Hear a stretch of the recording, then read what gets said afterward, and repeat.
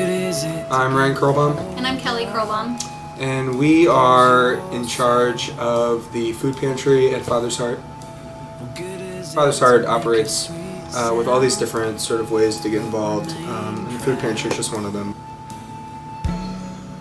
People come in and they're immediately fed an all-you-can-eat hot breakfast.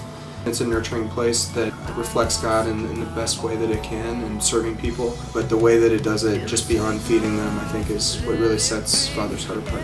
They have an opportunity for social services, they offer legal services. They can also go upstairs and take English as a second language class, all for free. And then we give them sort of a dry foods and mostly produce bags that are intended to help them get through meals for the week.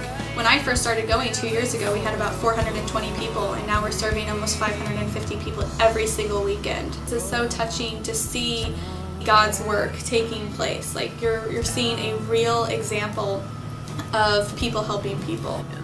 The people who come in are not just homeless, which is a big eye-opener for me. We see a lot of families, which is really touching. So there's a lot of young kids who are coming in with their parents, a lot of elderly are also coming in, and then just with the economic crisis, we're seeing a lot of people who you can tell have lost their jobs. To be involved with something like that, it changes you inside. That's just such a rewarding aspect, is to see a smile on their face, and maybe a smile on a face that was really angry and sad when they first walked in. There's just this amazing moment where you can sort of see the true joy inside of them. Once you do experience what happens there, I'm positive you'll want to do it again. Everyone who comes says that they want to come back. And I think the idea that you can actually serve such a huge amount of people, it just overwhelms you and touches you in a way that you can't really describe.